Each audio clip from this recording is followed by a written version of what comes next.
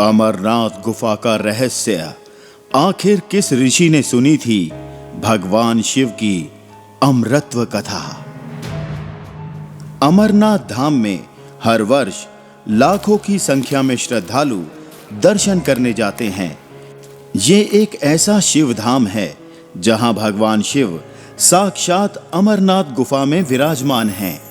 यहां होने वाले चमत्कार आज तक एक रहस्य बने हुए हैं। पर क्या आपको मालूम है कि पार्वती के अलावा किसने भगवान शिव के अमरत्व वाली कथा सुनी थी? कौन थे वो ऋषि जिन्होंने बड़ी ही मुश्किल से भगवान शिव से अपना पीछा छुड़ाया? यदि आप इन रहस्यों को जानने के लिए बहुत उत्सुक हैं तो इस वीडियो को अंत तक देखना ना भूलें। एक बार जब माता पार्वती ने महादेव से पूछा कि ऐसा क्यों है कि आप अमर हैं, इस पर महादेव ने पार्वती के सवाल का जवाब देना उचित नहीं समझा। उन्होंने बात को टालने की कोशिश की, लेकिन पार्वती की जिद के कारण इस रहस्य को बताने के लिए राजी हो गए। परंतु वो इसे किसी एकांत स्थान पर ही बताना चाहते थे ताकि कोई और अमरत्व का ज्ञान प्राप्त ना कर सके। अब भगवान शिव पार्वती को लेकर उस एकांत स्थान को ढूंढने लगे। अंततः भगवान शिव ने माता पार्वती के साथ उस गुफा में प्रवेश किया। इसमें कोई भी तीसरा प्राणी प्रवेश ना कर पाए, इसलिए शिव ने गुफा के चारों ओर अग्नि प्रज्वलित कर जीवन के उस गूढ़ रहस्यों की कथा शुरू की। लेकिन कथा सुनते सुनते पार्वती की आंख लग गई। संजोगवश गुफा में तोता यानी नन्हा शुक शिवजी की कथा सुन रहा था, जिससे उसमें दिव्य शक्तियां आ गईं। जब तोते ने देखा कि माता सो रही हैं, कहीं महादेव कथा सुनाना बंद ना कर दें, इसलिए वो पार्वती की जगह हुंकारी भरने लगा। शीघ्र ही महादेव को पता चल गया कि पार्वती के स्थान पर कोई और हुंकारी भर रहा है। वो क्रोधित होकर शुक को मारने के लिए उठे तो शुक वहां से निकलकर भागा और व्यास जी के आश्रम में जा पहुंचा। व्यास जी की पत्नी ने उसी समय जम्हाई ली और शुक उनके मुंह में प्रवेश कर गया।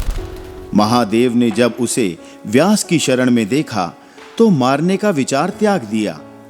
शुक व्यास की पत्नी के गर्भस्थ शिशु हो गए। गर्भ में ही इन्हें वेद, उपनिषद, दर्शन और पुराण का ज्ञान प्राप्त हुआ। शुक ने सांसारिकता देख ली थी, इसलिए वो माया के पृथ्वीलोक की प्रभाव में आना नहीं चाहते थे, जिस कारण ऋषि की पत्नी के गर्भ से 12 वर्ष तक नहीं निकले। व्यास जी ने शिशु से बाहर आने को कहा, लेकिन वो ये कहकर मना करता रहा कि संसार तो मोह माया है, मुझे उसमें नहीं पड़ना। ऋषि की पत्नी गर्भ की पीड़ा से मरणासन हो गई। श्री कृष्ण को इस बात का जब पता चला तो वे स्वयं वहां आए और उन्होंने शुक को आश्वासन दिया कि बाहर निकलने पर तुम्हारे ऊपर माया का प्रभाव नहीं पड़ेगा। श्री कृष्ण से मिले वरदान के बाद ही शुक ने गर्भ से निकलकर जन्म लिया। जन्म लेते ही शुक ने श्री कृष्ण और अपने माता पिता को प्रणाम किया और तपस्या के लिए जंगल चले गए। व्यास जी उनके पीछे पीछे पुत्र पुत्र कहकर पुकारते रहे, किंतु शुक ने उस पर कोई ध्यान ना दिया। व्यास जी चाहते थे कि शुक श्रीमद् भागवत का ज्ञान प्राप्त करे, इसलिए व्यास जी ने एक युक्ति की। उन्होंने श्री कृष्ण लीला का एक श्लोक बनाया और उसका आधा भाग शिष्यों को रटाकर उधर शुक के पास भेज दिया। इस तरह शुक ने श्रीमद् भागवत गीता के 18,000 श्लोकों का विधिवत ज्ञान प्राप्त किया। तो कैसी लगी आपको ये जानकारी? हमें कमेंट सेक्शन में जरूर बताइए।